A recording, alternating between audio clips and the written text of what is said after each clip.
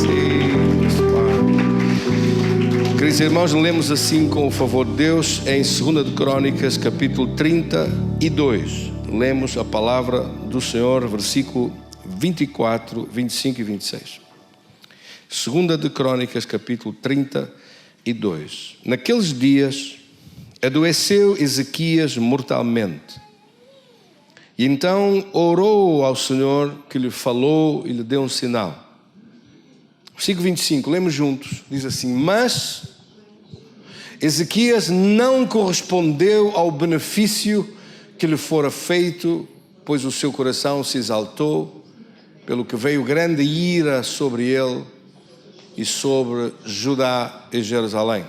Versículo 26, todavia Ezequias humilhou-se pela soberba do seu coração, ele e os habitantes de Jerusalém, de modo que a grande ira do Senhor não veio sobre eles nos dias de Ezequias. Querido Senhor, damos-te graças do teu poder, glorifica o teu nome na bênção e vitória da tua palavra em nosso coração.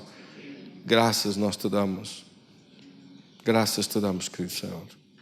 Graças, querido Espírito Santo, pela tua palavra no nosso coração. Em nome de Jesus. Em nome de Jesus. Tenha a gentileza de sentar. Vamos meditar nesta palavra hoje.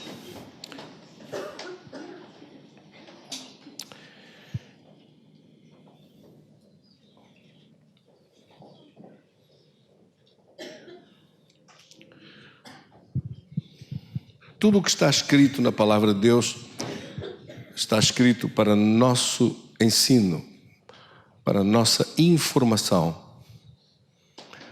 para nosso esclarecimento. Depois nós fazemos com esta informação, com este esclarecimento, fazemos aquilo que são as nossas opções, as nossas decisões. A nossa vida é feita de opções.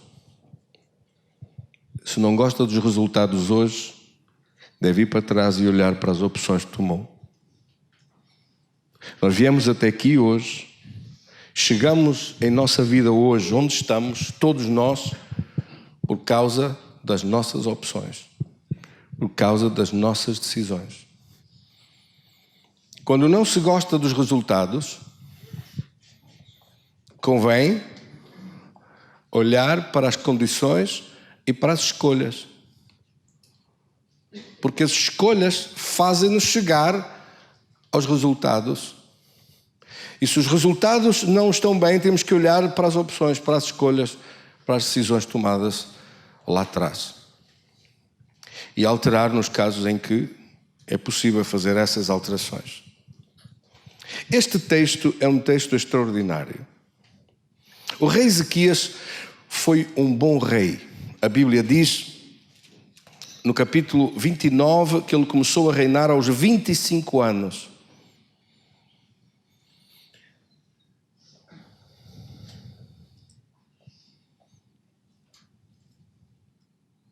Capítulo 29, versículo 1, tinha Ezequias 25 anos de idade quando começou a reinar. E reinou 29 anos em Jerusalém.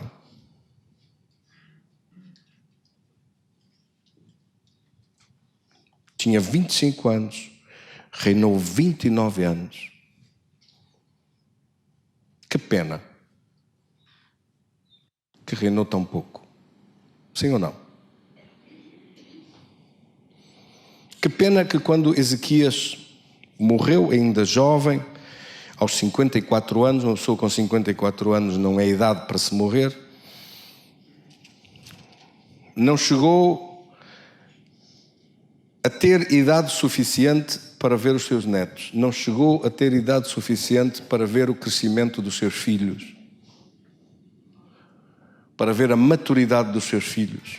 No capítulo 32 do livro de 2 de Crônicas, no versículo 33, diz: Descansou Ezequias, assim os termos normais acerca da morte dos reis, descansou Ezequias com os seus pais e o sepultaram nos sepulcros dos filhos de Davi e todo Judá e habitantes de Jerusalém, lhe prestaram honras na sua morte. E logo depois, neste último versículo do capítulo 32, diz: E Manassés, seu filho, reinou em seu lugar. E o capítulo 33 começa com o reinado de Manassés. Agora você vai ler comigo, capítulo 33, versículo 1, e diga-me com que idade é que o filho do rei Ezequias, Manassés, começou a reinar. Com quantos anos? 12 anos. Eu pergunto-lhe, 12 anos acha que é uma idade própria para uma criança reinar sobre um país? Nem o Costa com 60 e tal anos consegue, quanto mais alguém com 12 anos. Mas foram 12 anos. Quer dizer que ele não terminou a formação dos seus filhos, a educação dos seus filhos. A vida de Ezequias, o rei, foi cortada cedo, mas não que o diabo não tentasse tirar-lhe a vida antes. Porque esta doença que o rei sofreu, esta doença que a Bíblia diz que era uma doença mortal, veio na vida do rei aos seus 29 anos. Aos seus 39 anos, perdão.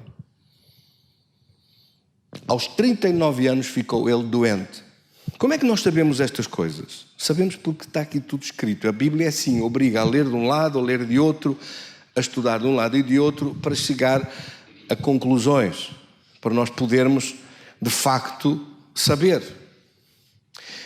Em Isaías, no capítulo 38, a Bíblia diz que o rei, ainda jovem, como eu lhe disse, aos 39 anos é um homem ainda muito novo, não é? Foi acometido desta doença mortal. Como você e eu sabemos, quem dirige as nações normalmente faz-se rodear dos melhores técnicos, dos mais qualificados, com certeza, os melhores médicos do reino, os melhores tratadores do reino, os melhores técnicos do reino, procuraram ver se debelavam aquela doença, se ajudavam o rei a vencer aquela batalha. Mas a chaga no corpo do rei, como diz aqui na Escritura, em vez de fechar e secar, a doença do rei aumentava. Aqui também fala sobre que tipo de sintomas é que o rei tinha. Porque diz aqui que era como se um leão tivesse quebrado todos os seus ossos. Era este o tipo de dores excruciantes que o rei estava a passar. Com certeza a nação toda orou, com certeza os amigos oraram, com certeza os seus mais próximos, preocupados com a saúde do rei, oravam por ele, com certeza a nação toda consternada, porque ele foi um bom rei. Nós não podemos dizer assim, Ezequias foi um mau rei. Não, Ezequias foi um ótimo rei, um excelente rei, que apanhou a nação em cacos, apanhou a nação no chão, apanhou a nação derrubada, sem forças, onde a palavra de Deus tinha sido abandonada, onde a casa de Deus estava em ruínas. É este rei Ezequias, um bom rei, que reconstrói a casa de Deus, que mandou limpar as ervas de dentro do templo. O templo tinha... Não sei se plantaram lá alguma coisa dentro, mas o templo estava cheio de terra, e cheio de ervas, e cheio de... Estava abandonado, a palavra de Deus tinha sido abandonada, e este rei, um bom rei, restaurou o sacerdócio, restaurou os adoradores e os cultos, restaurou os serviços religiosos, restaurou tudo. A Bíblia diz que ele começou a estudar a palavra de Deus, e quando mandou chamar os sacerdotes para lerem a palavra de Deus e viu o que estava escrito e viu que a nação não estava a fazer nada daquilo que Deus disse, a Bíblia diz que o rei rasgou as suas vestes e deu imediatamente ordens para começar a fazer tudo direito conforme as Escrituras. O rei humilhou-se diante de Deus e Deus abençoou de uma maneira extraordinária.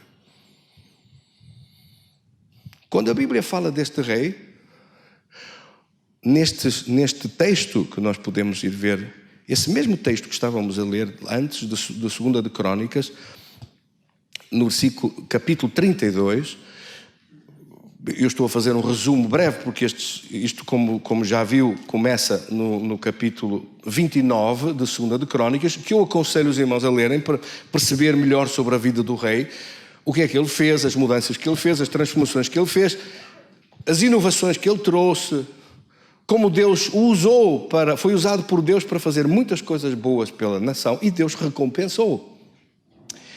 O coração dele era fazer as coisas de Deus e Deus recompensou. O coração dele estava voltado para Deus e Deus recompensou. Olha algumas das recompensas que você vê que Deus lhe deu. 2 Crônicas 32, versículo 27. Teve Ezequias riquezas e glória em grande abundância.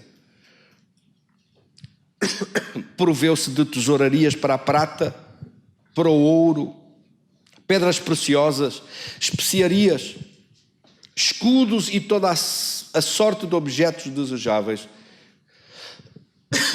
Perdão. Também de armazéns para a colheita do cereal, do vinho e do azeite, de estrebarias para toda a espécie de animais e de redis para os rebanhos. Edificou também cidades e possuiu ovelhas e vacas em abundância, porque Deus lhe tinha dado muito numerosas possessões. Enfim, só estou a dar um breve exemplo da riqueza pessoal, particular do rei. Deus multiplicou-lhe uma abundância extraordinária na sua vida.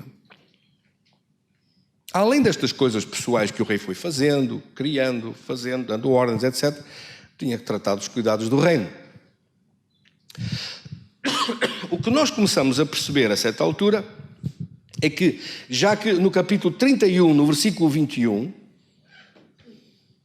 no versículo 20 e 21, 2 versículos, diz assim: assim fez Ezequias em todo o Judá, fez o que era bom, reto e verdadeiro perante o Senhor seu Deus.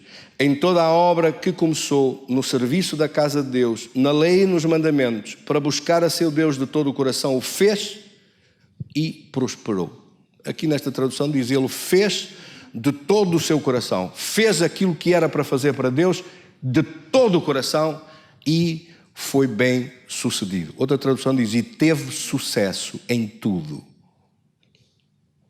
A tradução que eu tenho diz, e prosperou. Depois nós lemos que em partes, em versículos, começa a falar das riquezas do rei, da abundância que teve, de tudo que Deus lhe deu e da multiplicação que fez na sua vida. Agora, por favor, repare. O rei, além destas coisas todas, tem as preocupações de trabalho, do reino, das ocupações de tudo o que lhe deu, e ele começa a ficar disperso no seu tempo. Começa a vemos um rei que começa a deixar de orar como fazia no princípio, a ficar menos consagrado, a buscar menos o poder de Deus, a depender menos do poder de Deus. O rei não tinha ouvido as palavras que Jesus disse. Com certeza ele sabia isso no coração dele, mas nós hoje temos escrito nas nossas mãos, na Bíblia, o que Jesus disse.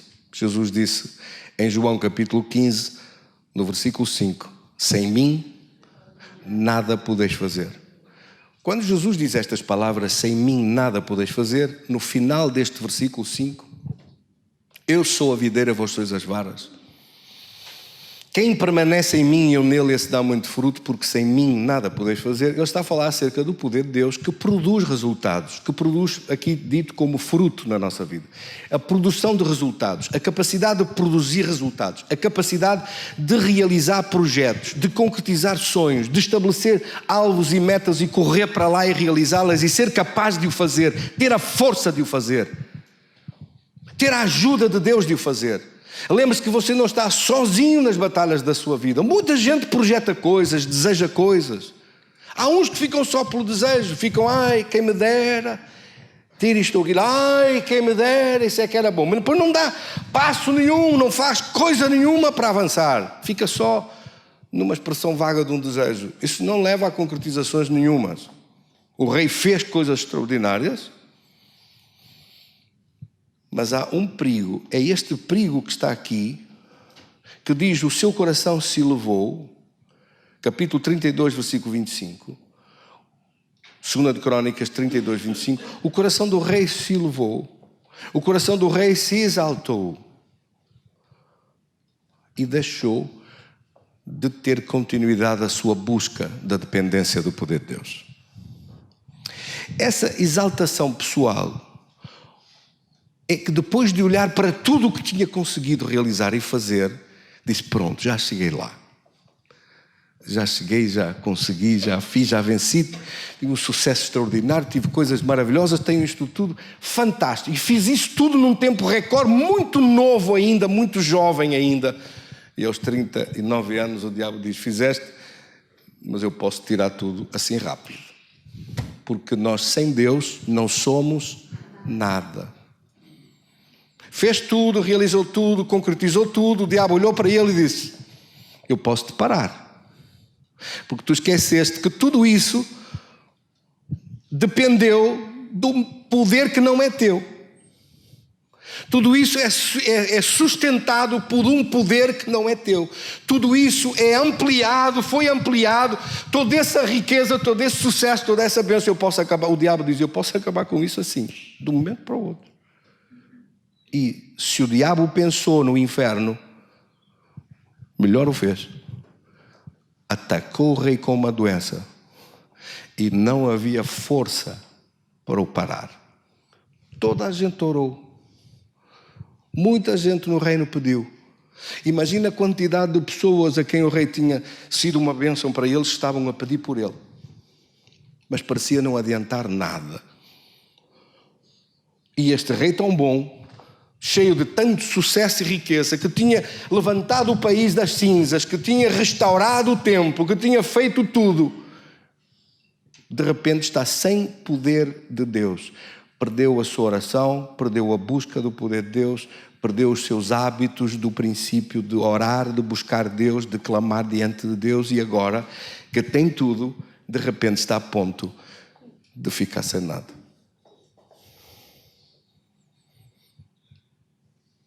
A Bíblia diz que o diabo veio para matar, roubar e destruir.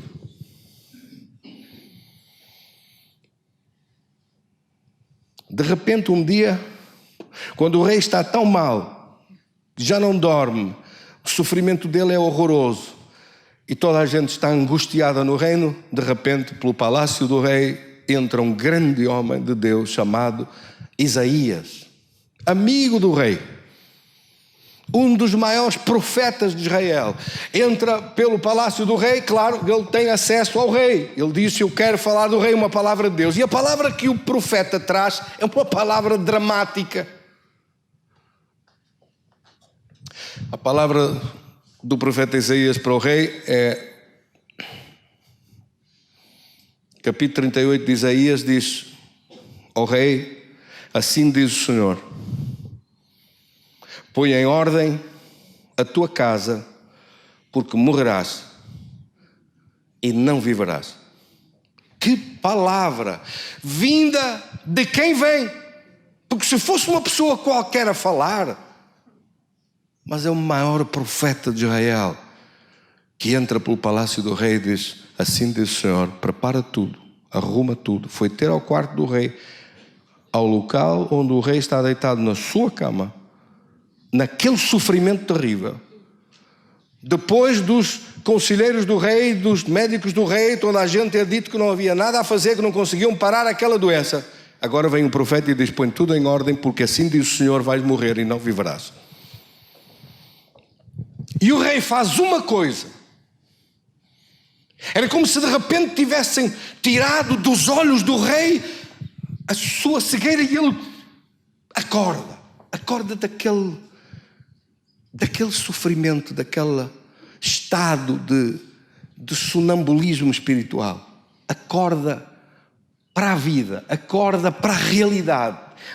Dá-se conta, com aquele choque, dá-se conta que o assunto é sério demais para ele continuar a adiar uma coisa que ele sabe que no coração dele ele tem que decidir. Por isso o rei faz uma coisa espantosa. O rei volta o seu rosto para a parede. O rei está deitado no seu leito real. O profeta vem por este lado e ele ouve-o. De repente o profeta acaba de dizer, morrerás e não viverás. E o rei não falou com ele, não lhe pediu oração, não disse, tu és um grande servo de Deus, ora comigo, ajuda-me aqui. Não disse nada. Virou-se para a parede e começa a chorar. Começa a chorar e a clamar diante de Deus, pela misericórdia de Deus. Virou-se para aquela parede, ele não tem mais nada ali, não tem ninguém, não tem coisa nenhuma, ele tem que tratar um assunto entre ele e o seu Deus. Há certas resoluções na nossa vida que você não as pode tomar por ninguém. Há certos assuntos da sua vida que não pode ser a sua mulher orar por si. Para ter vitórias em alguma coisa na sua vida, não pode ser o seu marido orar por si. Não pode ser o seu pastor orar por si. Não pode ser os seus filhos orar por si. Não pode ser os seus amigos orar por si. Por melhor, por maior alguém que fosse, com maior ministério como de Isaías, ali ao lado, há coisas que o rei sabia. Sou eu que tenho que tratar com Deus. Isto tem que ser resolvido entre mim e o meu Deus. Eu tenho que fazer o que está certo, o que é correto, e eu não posso pedir a alguém para fazer o que eu tenho que fazer. Então o rei volta-se para a parede, porque naquela parede não está nada. Naquela parede está Deus. Aquele lugar é o lugar onde ele se volta para Deus.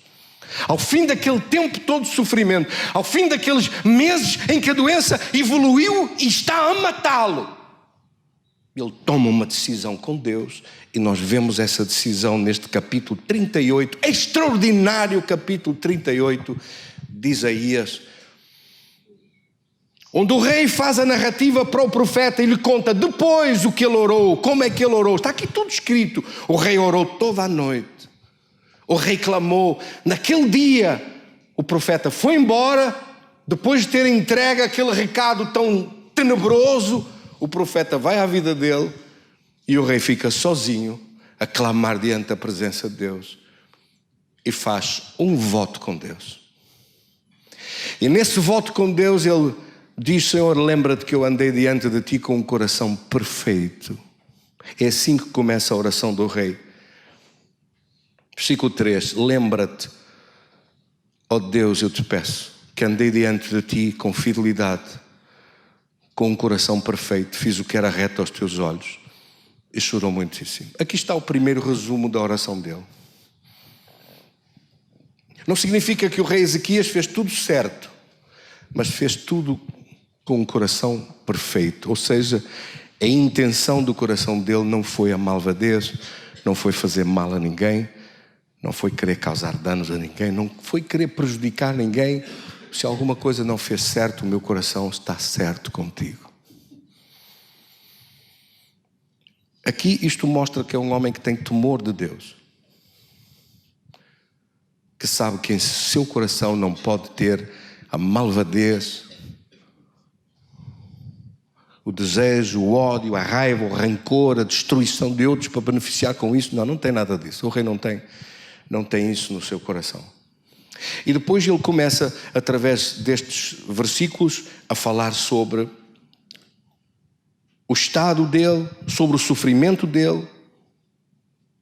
No versículo 13 diz, mostra-nos quanto tempo ele esteve a orar.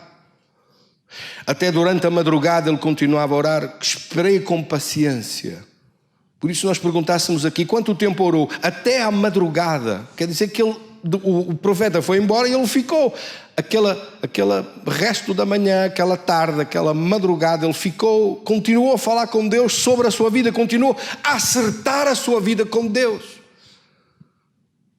O que o profeta lhe disse é, já que não queres mudar nada, já que queres continuar assim, já que não vais mudar condições na tua vida, já que não te vais encher do poder de Deus, como até aqui tens estado tão ocupado, tens estado tão atarefado, tens estado a usufruir de tudo o que Deus te deu e agora perdeste-te no meio destas bênçãos todas. Deus deu-te tudo e isso tudo que Deus te deu serviu para tu te desviares dele. Estás demasiado ocupado para buscar Deus, para orar, para te encheres de Deus.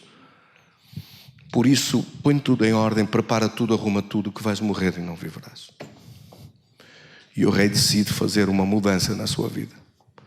Decide voltar à pureza do seu tempo no princípio, à busca do poder de Deus. à sua humildade na presença de Deus, a depender de Deus, a entender aquelas palavras, como eu disse, de Jesus: sem mim nada podeis fazer. A perceber que é o poder de Deus que lhe dá, que lhe deu tudo, e é o poder de Deus que lhe continua a dar para que ele continue a usufruir de tudo. E ele arrepende-se disto e então faz este voto com Deus: esperei com paciência até à madrugada, como um leão estavam quebrados todos os meus ossos. Quer dizer, as dores que ele passou era como se um leão tivesse quebrado os seus ossos. É assim o estado dele. Como a andorinha ou o gorou, assim eu chilreava e gemia como a pomba. Os meus olhos se cansavam de olhar para cima. Senhor, estou oprimido, responde-me. Fica por meu fiador. Sabe o que quer dizer isto? Fica por meu fiador. Senhor, confia em mim que eu vou cumprir. Antecipa-me essa cura. Eu não estou em condições de levantar-me agora e ir orar, não estou em condições de ir ao templo, não estou em condições de fazer o que eu te prometo que farei depois. Sara-me e eu faço um voto para ti. Deixar-me-ei conduzir por ti mansamente todos os dias da minha vida, livrando-me tu desta amargura da minha alma. É o que está no versículo 15. Andarei mansamente, quer dizer, deixar-me-ei conduzir por Deus. Pedirei que seja o Senhor a dirigir-me e a conduzir-me todos os dias da minha vida. E no versículo 20 diz: e todos os dias irei à casa do Senhor e tangendo instrumentos eu o louvarei todos os dias da minha vida. Então ele prometeu buscar Deus todos os dias, prometeu orar a Deus todos os dias, prometeu louvar a Deus todos os dias, prometeu encher-se do poder. Numa palavra, prometeu que não ia mais viver sem o poder de Deus. Ora aí está. O rei fez este voto com Deus. Não diz mais nada sobre outros votos do que terá oferecido, porque era normal nas Escrituras oferecer pela gratidão da cura. Era normal fazer essas ofertas de votos. Ele não diz mais nada, diz só isto: eu vou fazer isto, e o rei faz isto. O rei então lança-se nos braços de Deus e passado 3 dias desapareceu tudo e o rei está curado. Diz aqui que passado 3 dias o rei se dirigiu para a casa de Deus para louvar a Deus. Bendito seja Deus. O que é que Deus fez? Ele não estava em condições naquela altura de cumprir com isto sem Deus o curar. Então Deus teve que o curar. Curou, livrou, perdoou, abençoou, deu-lhe força, deu-lhe poder, restaurou a sua saúde. Só com o voto dele, ele prometeu e Deus deu-lhe tudo. Ele mudou as condições e Deus mudou as situações da vida dele. Ele alterou as condições com Deus e Deus alterou tudo o resto. E fê-lo por antecipação. É esse o poder de um voto.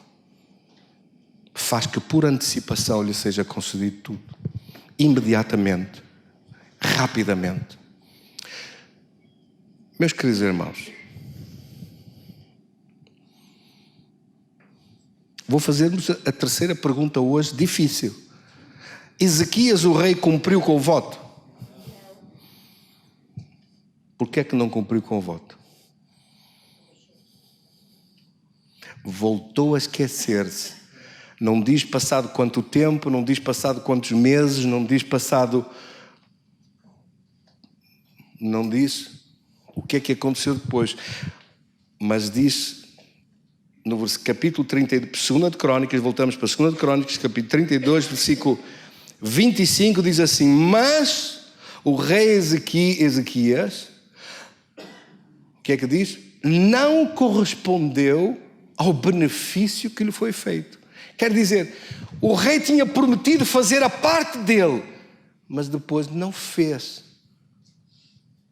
Mas repare, ele não fez porque outra vez começou a ficar absorvido no meio das atividades todas e outra vez voltou a esquecer-se que nós não somos nada sem Deus. Deus chama a esta atitude, Deus chama a isto, é por isso que este versículo 25 é tão violento, porque Deus interpreta esta atitude como exaltação pessoal. E de certa forma, de facto, nós podemos compreender que o rei, depois de ter tanta coisa, depois de estar tão ajudado, tão abençoado, está a usufruir de tudo, e ele diz: consegui fazer isto tudo, eu sou fantástico, eu faço isto. O rei a gabar-se, o rei está a gabar-se de tantas coisas, de tantas realizações, ele não tinha nada que se gabar. Claro que ele tem que trabalhar, claro que nós temos que trabalhar, claro que nós temos que nos esforçar, mas há gente que se gaba demais, que acha que tudo o que tem, tudo o que faz, tudo o que consegue, não imagina que o diabo pode lhe tirar assim, vai tudo por água abaixo de um momento para o outro. Se não estiver a depender do poder de Deus, o rei esqueceu-se outra vez que estamos dependentes de Deus. Outra vez deixou de orar, só que desta vez Deus zangou-se a sério com ele. Porque a Bíblia diz que Deus tomou isto a mal dele. Era como se fosse um abuso do rei, depois de ter sido livre, depois de ter sido ajudado, depois de ter sido abençoado, depois de ter sido protegido, depois de ter sido arrancado da morte. O rei faz outra vez a mesma coisa. Na primeira, qualquer cai. À segunda, faz outra vez a mesma coisa. Com Deus, não pode. Quem é que me entendeu? Então, você olha para esta palavra e diz: houve grande ira contra ele e contra Judá e Jerusalém. O rei não cumpriu. Não só não cumpriu, agora diz que o rei então se arrependeu. Quer dizer que houve aqui outra vez uma visita do Isaías. Eu posso ter a certeza que houve. Já não está aqui escrito, já não diz mais nada o que é que Isaías terá dito, mas pode ter a certeza que Deus que avisou, e pode ter a certeza que isto teve consequências. Quem presume acerca de Deus, que com Deus faz o que se quiser e que não tem consequências nenhumas, deve estar a sonhar com coisas cor-de-rosa, deve estar a sonhar com coisas meias tontas, porque isto não é verdade. Quem pensa que sem buscar Deus, sem buscar o poder de Deus, sem orar nada, consegue realizar tudo e sobra-lhe tempo, não deve estar a ver bem como é que a realidade é. É Deus que nos abençoa? É. É Deus que nos livra do mal? É. É Deus que coloca uma cerca da sua proteção ao nosso redor? É. Pronto, Deus livrou, Deus abençoou, Deus fez. Depois disso, não se esqueça,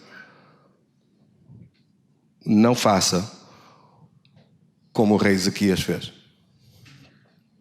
Não é que isto não esteja na palavra de Deus, porque está.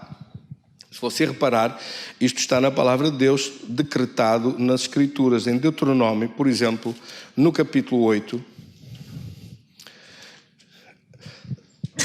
aquelas mesmas palavras que o rei mandou voltar a ensinar e a dizer e a falar, está aqui escrito.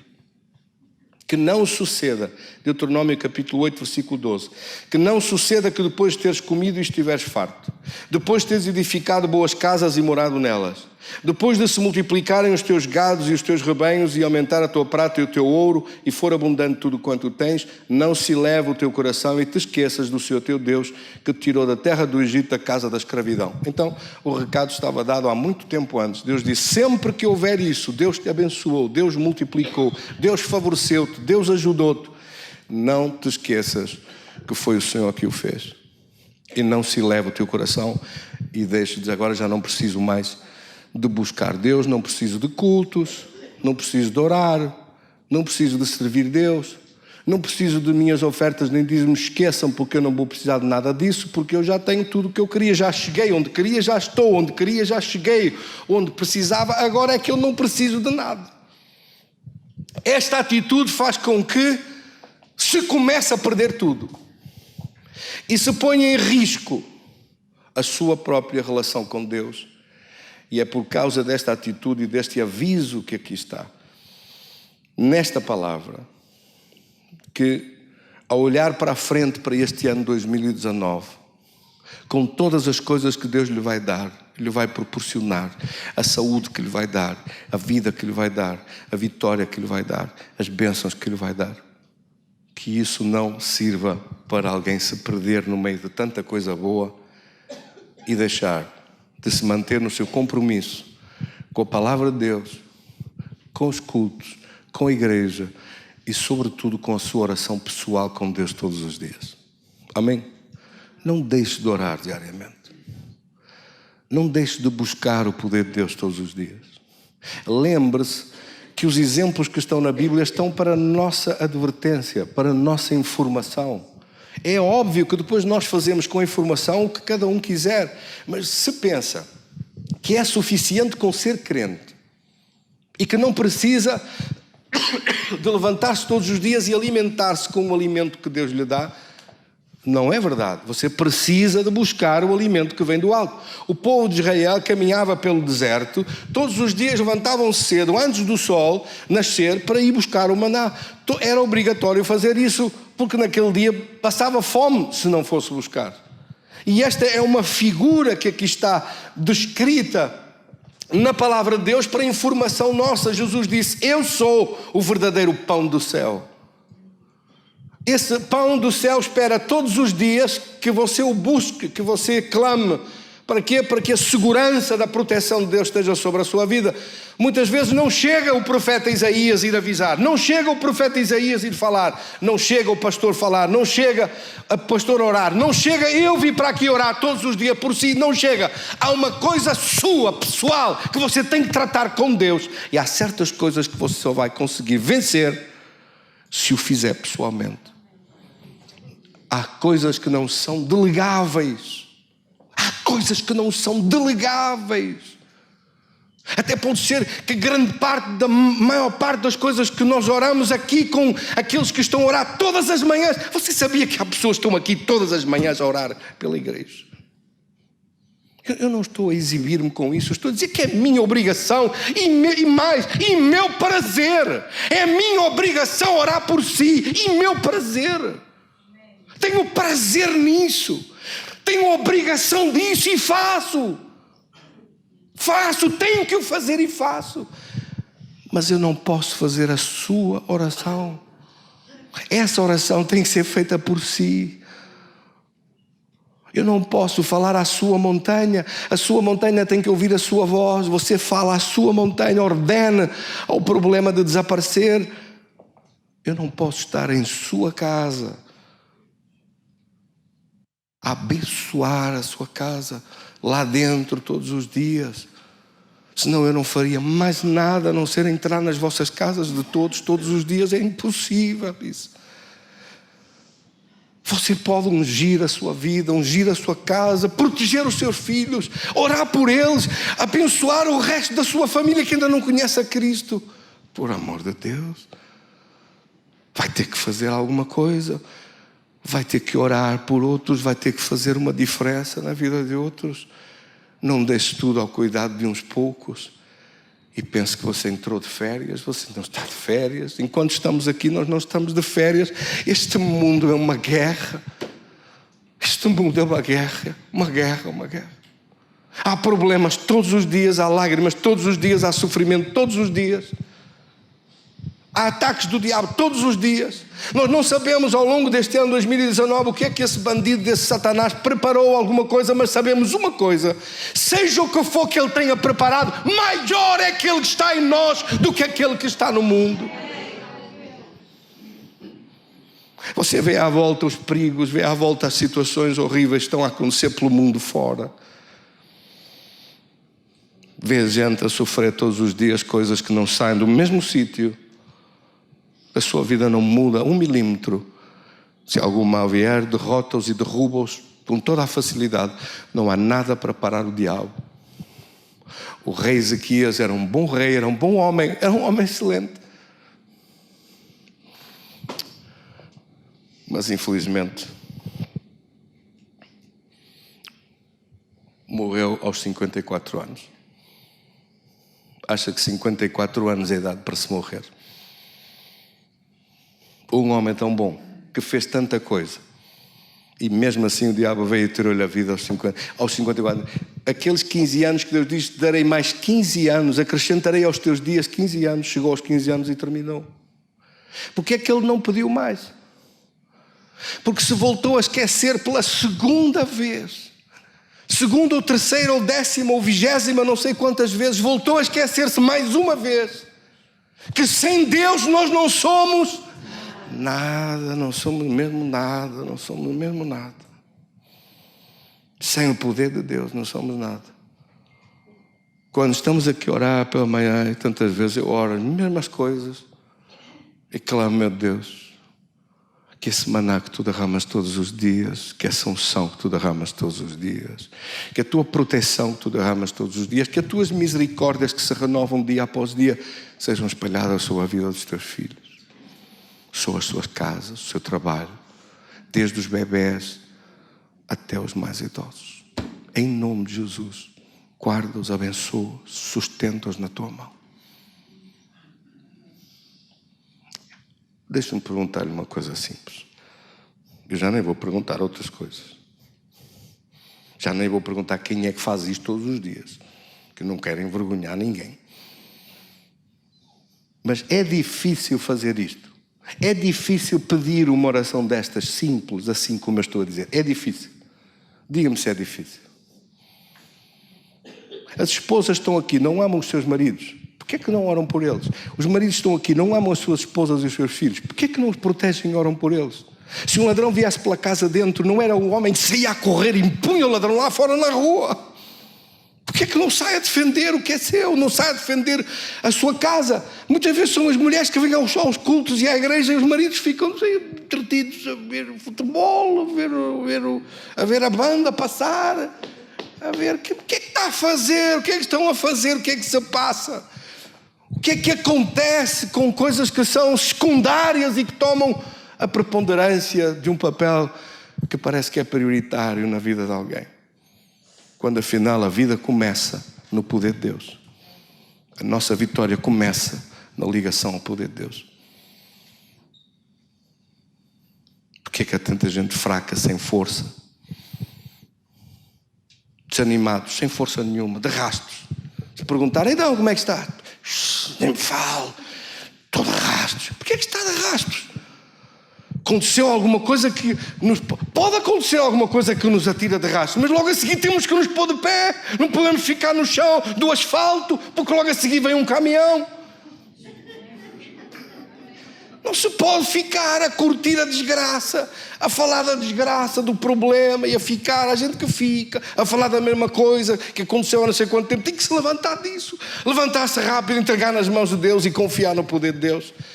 Deus é bom. Amém? Deus é maravilhoso. Mas somos nós que o buscamos. Amém, irmãos? Quantos recebem esta palavra? Não ficou zangado comigo com esta palavra, não. É que ela veio de cima, não se zangue comigo, por favor. Perceba que você precisa todos os dias do poder de Deus. Se ainda não tomou essa decisão de orar pelo menos 1 hora, todos os dias, logo de manhã cedo, comece a fazer isso. Ao longo do dia, se tiver um espaço, há pessoas que têm aqui 1h30 para almoçar. O que é que você almoça que demora 1h30?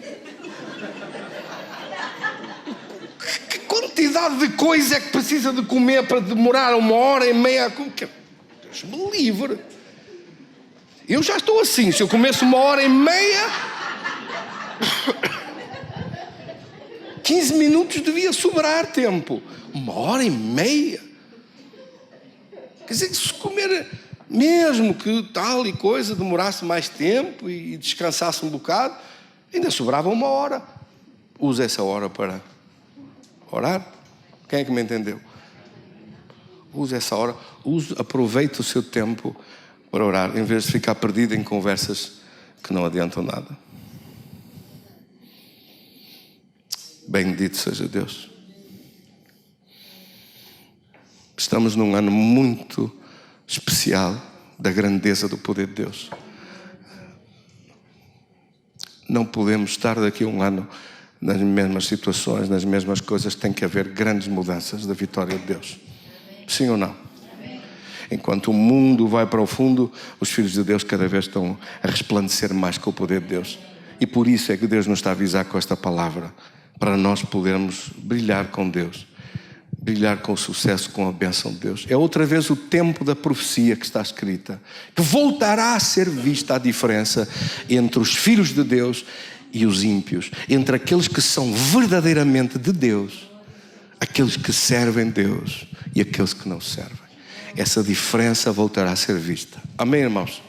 Onde é que está esta palavra? Terminamos com esse versículo, vamos ler juntos. Esse versículo está no profeta, o último profeta do Velho Testamento, Malaquias, e diz essa palavra em capítulo 3, versículo 18. Vamos ficar de pé e vamos ler juntos essa palavra. Malaquias, profeta Malaquias, capítulo 3, versículo 18. Então vereis outra vez a diferença entre o justo e o ímpio, entre o que serve a Deus e o que não serve. Este ano vai-se ver esta diferença de uma forma extraordinária. Diga isso comigo: Senhor, então eu quero que se veja a diferença entre aquele que é justo e o ímpio, entre aqueles que servem Deus e aqueles que não servem. Eu quero servir todos os dias com oração, colocar a minha vida nas tuas mãos todos os dias, entregar a minha vida em teu cuidado todos os dias, pedir todos os dias que me enchas da tua presença, que me renoves a minha vida, que me restaures em teu poder.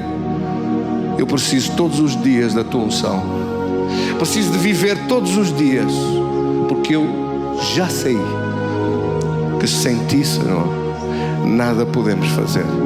É o teu poder o único que para o maligno, que para o mal, que para a doença, que para a enfermidade, que põe o diabo lá fora. É o teu poder, o único poder capaz de destruir os planos de Satanás, capaz de nos renovares na força, na fortaleza do teu poder. É o teu poder o único capaz de nos levantar, capaz de nos restaurar e, sobretudo, diga isso comigo, capaz de deixar o diabo à distância. Em nome de Jesus, enche-nos da tua presença e do teu poder em nossa vida. Renova-nos em teu poder em nossa vida. Restaura-nos em teu poder em nossa vida.